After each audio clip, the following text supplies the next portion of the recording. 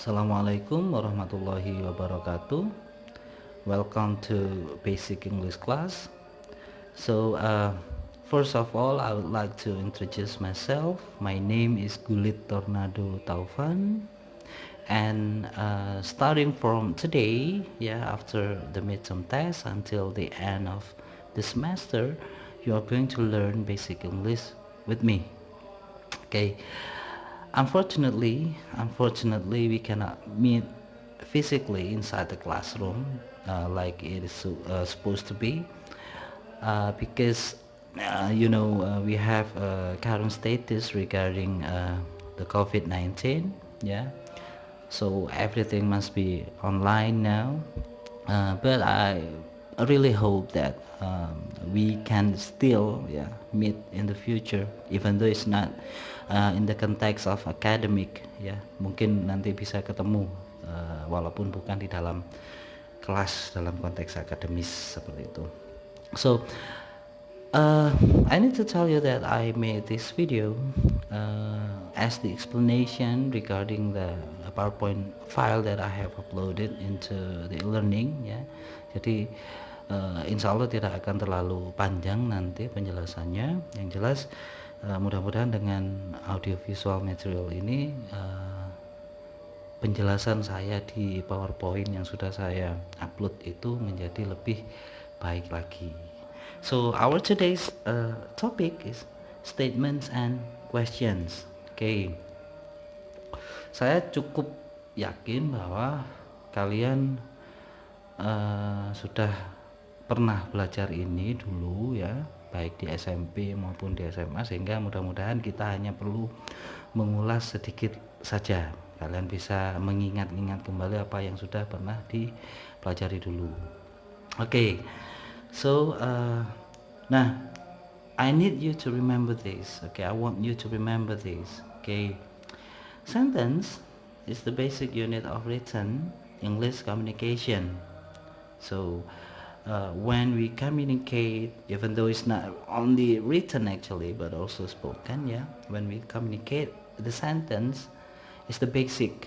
Jadi kalimat yang kita gunakan, kalimat yang kita tulis adalah dasar yang kita perlukan untuk berkomunikasi dengan baik. A sentence is a collection of words assembled in such an order that they present a complete thought or idea. Jadi sentence itu seperti yang kita ketahui terdiri dari deretan kata.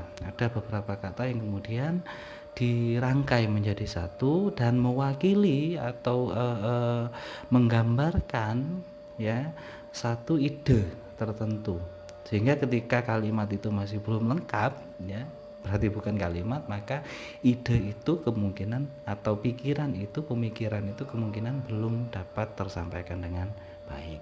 Nah, mengapa kemudian saya membahas tentang sentence karena memang ketika kita berbicara tentang statement and question, maka sebenarnya kedua bentuk expression tersebut harus disampaikan atau ditulis dalam bentuk kalimat.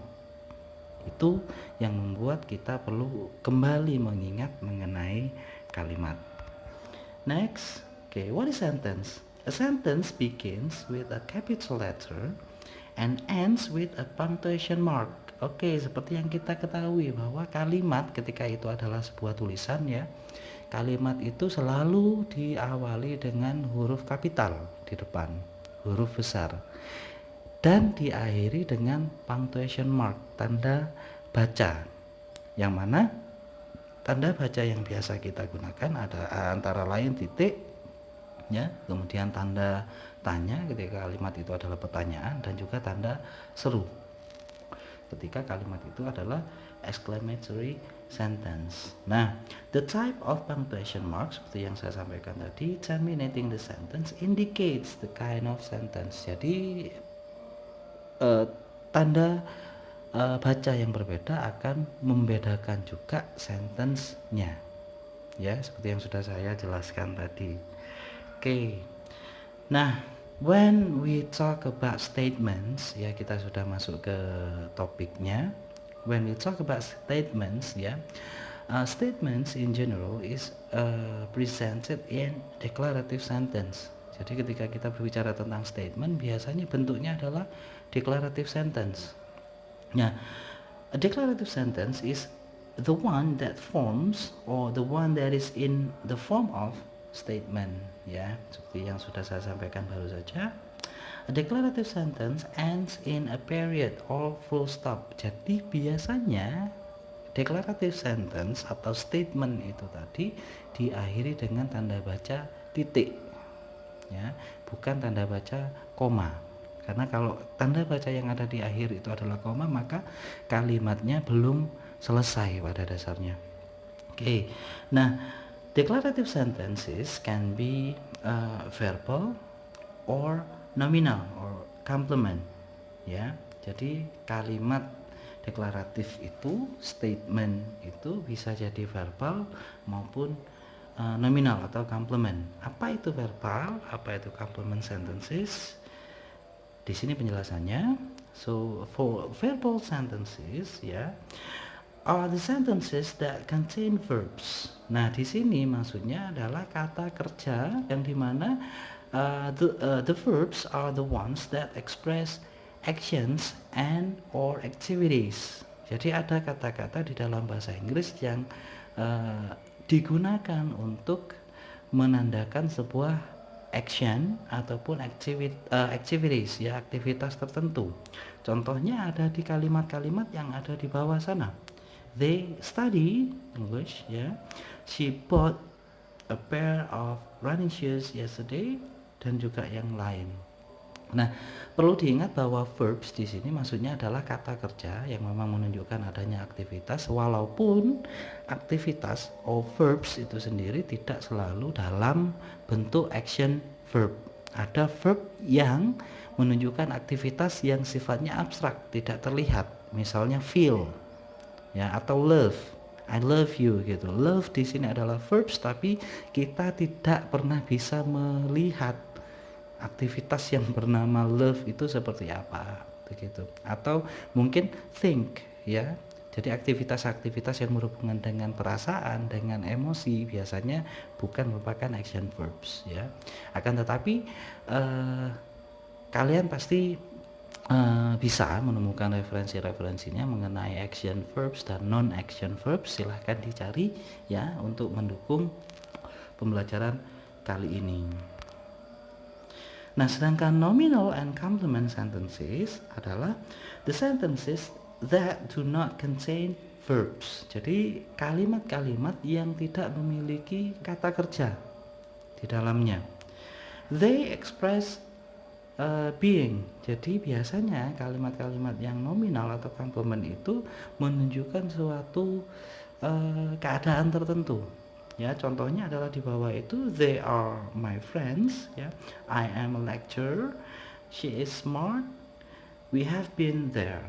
Jadi yang di garis bawahi itu adalah menunjukkan bahwa kalimat itu bukan verbs, ya, bukan verbal. Karena yang di garis bawah itu lebih sering kita sebut sebagai to be.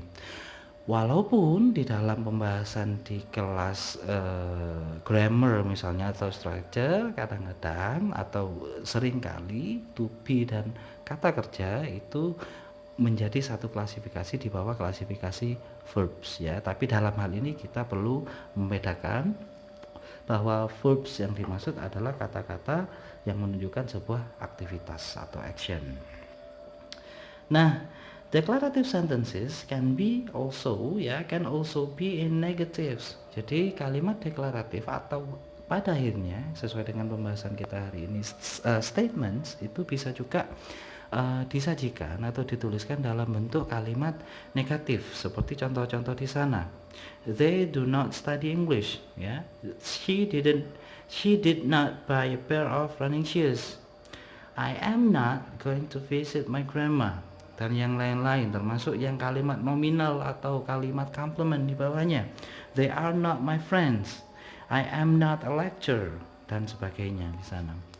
Perlu diingat bahwa kalimat negatif biasanya penanda yang paling mudah kita temukan, ya, adalah adanya kata not di sana yang menunjukkan tidak. Walaupun penanda negatif tidak hanya not saja, ya. Insya Allah kita akan bahas di lain waktu, mudah-mudahan ada kesempatan. Nah, sementara itu tadi declarative sentences, yang mana declarative sentences di sini adalah kalimat yang kita gunakan untuk menyampaikan satu statements, ya. Sedangkan yang berikutnya ketika kita mengatakan questions, maka kita punya jenis kalimat yang kita namakan dengan interrogative sentences, ya. Nah, seperti yang saya sampaikan baru saja, questions are formed in atau by interrogative sentences, ya. Usually they end in question marks, ya, diakhiri dengan tanda tanya. Nah, mengenai jenisnya, there are two types of questions, ya. Yang pertama adalah yes no question, di mana jenis question yang ini responnya, ya, jawaban dari jenis sentence yang ini adalah yes or no. Sedangkan type yang berikutnya atau jenis yang berikutnya lebih sering kita sebut sebagai WH questions, yang mana kalimat tanya yang tergolong ke dalam jenis ini biasanya diawali dengan kata-kata tanya seperti who, what, where, when, why, how, ya, dan lain-lain. Bisa juga whose misalnya, ya, seperti itu. Oke, ini adalah penjelasannya. So let's form a yes no questions, ya. Biasanya yes no questions itu akan diawali dengan auxiliary verb, ya. It can be atau to be, do, does, did, dan sebagainya, atau have, ya, kemudian diikuti oleh subjek dan kemudian main verb. Nah, main verb di sini harus menyesuaikan dengan auxiliary verb yang ada, ya, harus menyesuaikan dengan auxiliary verb yang ada, dan ini bergantung kepada tenses apa yang kita gunakan. Nah, yang kemudian yes no question juga bisa diawali dengan model, ya. Contoh model adalah can, could, would, will, ya, atau should. Itu adalah contoh-contoh dari model. Silahkan nanti dicari referensinya. Nah, beberapa contoh dari kalimat tanya, ya, yes no questions adalah yang pertama, are you going to visit your grandma? Maksudnya di situ, are you going to visit your grandma next week? Atau do they study English? Did you buy a pair of running shoes? Have you submitted the task before the deadline? Atau can you help me? Ya, seperti yang dapat terlihat di sana ada are, ada do, did, have, can, ya. Mereka adalah auxiliary verbs dan juga model yang kita gunakan untuk membuat kalimat yes no questions. Oke.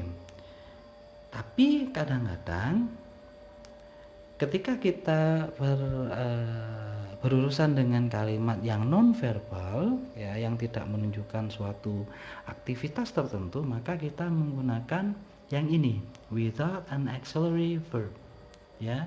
Ini hanya untuk nominal or complement sentences, ya. Biasanya diawali oleh to be plus subject, dan setelah subject kita tidak memiliki kata kerja atau verb di sana, ya. Contohnya adalah are they my friends, ya, seperti dilihat di sana diawali dengan to be yaitu are, kemudian subjeknya adalah they, dan langsung my friends yang merupakan noun phrase di sana, tidak ada verb. Oke. Am I a lecturer? Juga sama, tidak ada verb di sana. Is she smart? Is she smart? Ya, itu juga tidak ada verbnya. Have you been there? Itu juga tidak ada verbnya. Jadi seperti yang bisa kalian lihat bahwa untuk kalimat yang nominal atau complement biasanya diawali dengan to be, kemudian subjek, dan tidak ada verb setelah itu.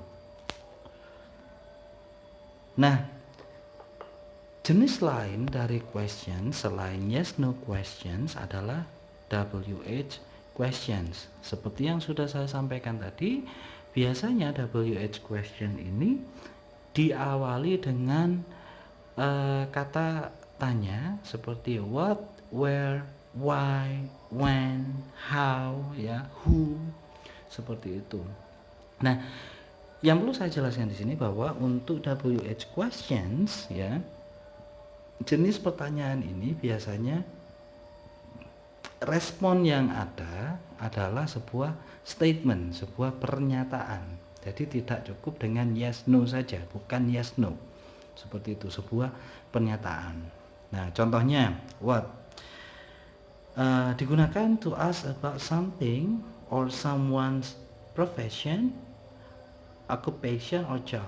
Jadi ketika ada orang bertanya misalnya what is your father, itu bukan bertanya tentang apa bapakmu itu apa, bukan, tapi what is the job of your father, what is your father's profession, what is your father's occupation, seperti itu. Pekerjaan bapakmu apa gitu. Jadi bukan bapakmu itu apa, sehingga jangan sampai nanti ketika ditanya what is your father, kalian jawab my father is a human misalnya, bukan seperti itu. Oke, where, saya pikir ini sudah cukup jelas ya, digunakan untuk bertanya mengenai tempat. Why itu biasanya to ask about a reason, ya. When ini juga cukup jelas, to ask about time. Who biasanya digunakan to ask about a person, who is she atau who is that gitu ya, untuk orang gitu. Tidak cocok digunakan misalnya untuk hewan, who is that, oh that is my cat misalnya, ya, tidak seperti itu. Oke. Kemudian ada juga which, ya, which itu biasanya digunakan to ask about choices. Ketika ada pilihan A dan B, kalian akan ditanya which one do you like, the A or the B misalnya, seperti itu. How, nah how di sini penggunanya cukup banyak ya, bisa digunakan untuk menanyakan way or method, misalnya how do you go to school, bagaimana cara kalian untuk pergi ke sekolah misalnya, kalian bisa mengatakan on foot, by motorcycle dan lain-lain gitu. Atau ketika kemudian bertanya tentang age, ya umur, bisa ditambahkan how old ya. Distance bisa menggunakan how far, seberapa jauh.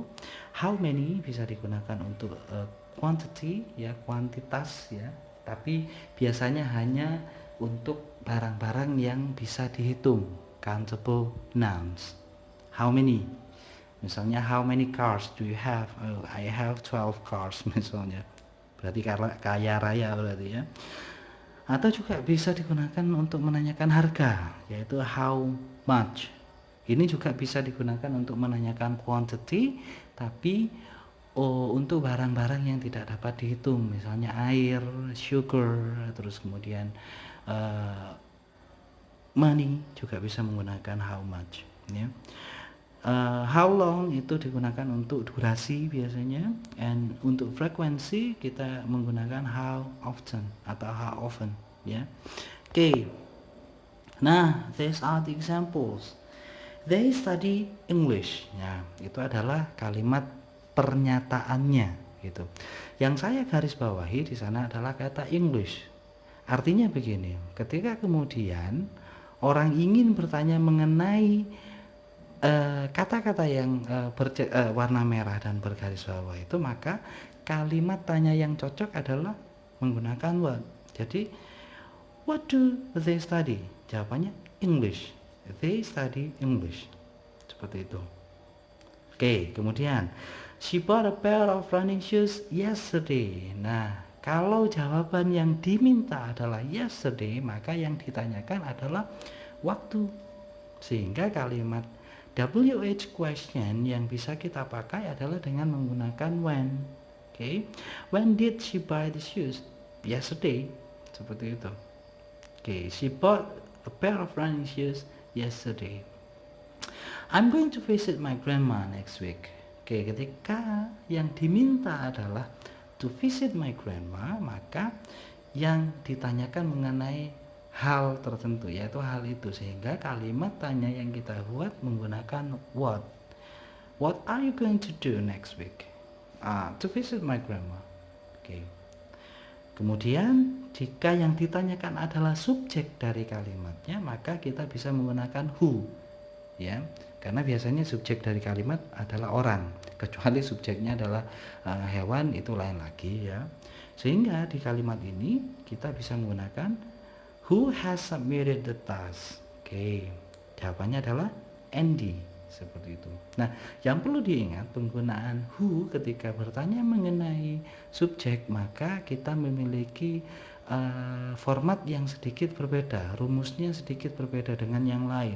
Di mana di sini seperti yang kalian bisa lihat bahwa kata tanya who bisa langsung menggantikan posisi subjek, sehingga kita tidak perlu lagi menggunakan auxiliary verb seperti do di kalimat pertama itu, atau did di kalimat kedua, ya, atau are di kalimat ketiga. Jadi langsung saja who diletakkan di depan. Who has submitted the task, atau who did this one misalnya, sehingga tidak ada auxiliary verb yang kita perlukan di sini. I want to buy the blue one. Oke, the blue one. Berarti blue di sini adalah satu pilihan dari mungkin dua atau lebih pilihan yang ada. Sehingga kalimat tanyanya adalah which one do you want to buy? Which one do you want to buy? Oke, I want to buy the blue one atau the blue one. Oke. She goes to campus by motorcycle. Nah, ini kan yang diminta adalah by motorcycle. Ini menunjukkan satu cara atau method, begitu ya. Maka kalimat tanyanya adalah how does she go to campus? By motorcycle, on foot misalnya, kalau mungkin tidak menggunakan motorcycle. Oke. I'm 19 years old. Oke, ini seharusnya yang saya garis bawahi adalah 19 years old, ya. Oke, ketika yang diminta adalah 19 years old dalam kalimat itu, maka pertanyaannya akan menjadi how. Kita menggunakan how. How old are you? Oke. Untuk kalimat berikutnya yang diminta adalah to Bali, maka sangat jelas bahwa yang diminta di sana adalah tentang tempat, sehingga kalimat tanyanya kita menggunakan where. Where will they go on the next vacation, for example, atau where will they go, tanda tanya. Nah, they study English because they want to be able to speak in a foreign language. Oke, ada kata because di sana. Nah, because itu digunakan untuk menunjukkan reason, alasan, sehingga kalimat tanya yang kita buat diawali dengan kata why. Why do they study English? Because they want to be able to speak in a foreign language. Seperti itu. Nah, itu adalah akhir dari penjelasan saya terkait dengan PowerPoint slides yang sudah saya upload. Mudah-mudahan bisa memberikan gambaran lebih baik lagi mengenai teori kita kali ini. Silahkan mencari source-source tambahan, baik itu dari internet maupun dari buku. Mudah-mudahan walaupun tidak dapat kita bahas dengan cukup gamblang, begitu lebih jauh lagi, ini sudah cukup bagi kalian untuk belajar lebih jauh lagi nantinya. Okay, I think that's it for today. Thank you so much for watching this video. Yeah, stay safe, stay healthy, and stay home everyone. Ya, mudah-mudahan wabah ini segera berakhir, dan bagi yang beragama Islam, saya sampaikan selamat menunaikan ibadah puasa. Ya, untuk sementara tidak perlu ngabuburit kemana-mana, cukup di rumah saja. Ngabuburitnya bisa secara virtual, melihat pemandangan melalui foto-foto yang ada di Google, mungkin itu sudah cukup. Oke, thank you so much. Wassalamualaikum warahmatullahi wabarakatuh.